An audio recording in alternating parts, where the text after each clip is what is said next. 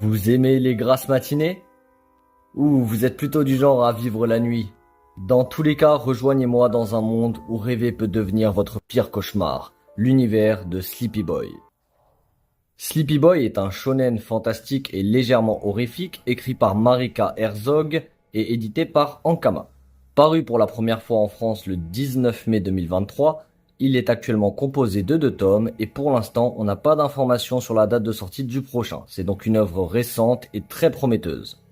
Dans l'histoire de Sleepy Boy, nous suivons Nate, un jeune homme hanté en permanence par ses cauchemars.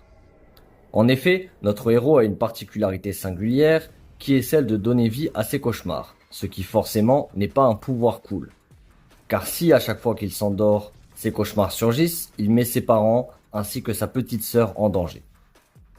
Forcé de rester éveillé en permanence, il consomme donc une quantité phénoménale de café, de sorte à ne pas succomber au sommeil. Mais si seulement c'était le seul problème. Nate est également tourmenté par son propre reflet.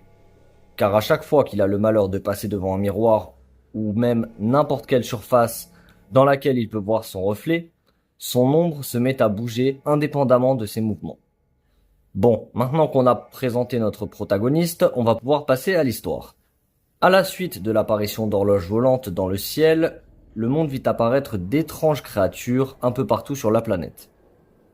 Mais comme si ça ne suffisait pas, certains humains se mirent à tomber dans un sommeil sans fin. Un jour, au réveil de notre héros, ses cauchemars refusèrent de disparaître et, par la même occasion, mirent en danger sa famille. Heureusement, son ombre prit leur défense et fit fuir les créatures cauchemardesques. Peu après, Nate fut attaqué de nouveau par son cauchemar, qui avait l'air de ne pas avoir apprécié sa récente défaite. Un affrontement débuta et notre héros mis en difficulté finit par tomber dans les pommes. À son réveil, il se trouvait dans un appartement inconnu, un lieu réunissant plusieurs personnages au pouvoir particulier. Bon, on va s'arrêter là pour pas rentrer dans le spoil. Sleepy Boy, j'en ai pensé quoi? Alors, l'œuvre est trop courte pour avoir un avis définitif dessus. Voilà, elle est en 2 tomes, c'est normal. Néanmoins, elle commence vraiment bien. L'histoire est assez originale et les pouvoirs ont l'air d'être assez uniques, c'est pas des pouvoirs qu'on voit partout. Dans l'œuvre, les personnages possédant des pouvoirs spéciaux sont baptisés les Dream Entités, ou Entités des rêves si vous préférez. On n'a pas énormément d'informations sur ces personnages pour le moment, on ne connaît pas ni leur provenance ni les possibilités qu'ils ont au niveau des pouvoirs. Pour ce qui est du manga, il est bien dessiné et j'ai beaucoup aimé la direction artistique. Le mélange entre monde classique et monde des rêves, ça se marie très bien. Franchement, rien à dire par rapport à ça, c'est très bien fait. Pour ce qui est de l'objectif de Nate, on n'a pas forcément non plus beaucoup d'informations. Enfin, oui et non. On pourrait considérer que le fait de vouloir protéger sa famille, c'est son but. Mais pour l'instant, l'œuvre est trop courte pour qu'on sache vraiment s'il y a autre chose que ça derrière ou pas. Les autres personnages sont plutôt sympas. Bon, pas vraiment beaucoup de choses à dire sur eux, car ils n'ont pas encore été très développés, mais ils ont un design assez sympathique, et j'ai vraiment hâte d'en connaître un peu plus sur eux. J'avoue quand même avoir un petit faible pour Pillow, qui est un coussin animé que je trouve très mignon, j'espère qu'ils en feront une peluche, ça pourrait être cool.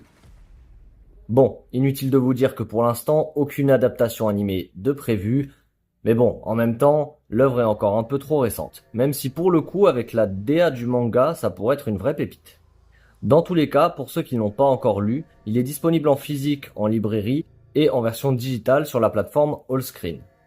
Bon, maintenant que j'ai fait le tour concernant Sleepy Boy, plus qu'à attendre les prochains tomes et à voir ce que ça donne. Bien sûr, comme d'habitude, n'hésitez pas à me faire un retour sur la vidéo. Si vous avez l'occasion de lire le manga, dites-moi également si des reviews des prochains tomes vous intéresseraient. Et bien sûr, si vous avez d'autres œuvres à proposer pour des futures vidéos, n'hésitez pas à m'en faire part dans les commentaires. Je vous invite également à prendre quelques instants pour lâcher un petit pouce bleu et pour vous abonner si ce n'est pas déjà fait. C'est le meilleur soutien que vous pouvez apporter à la chaîne. En tout cas, il est déjà l'heure de clôturer la vidéo et de se dire au revoir. On se retrouve dès la semaine prochaine pour une nouvelle aventure. En attendant, portez-vous bien, profitez de votre sommeil pendant que vous le pouvez encore, et n'oubliez jamais, lire une histoire c'est bien, la vivre c'est mieux.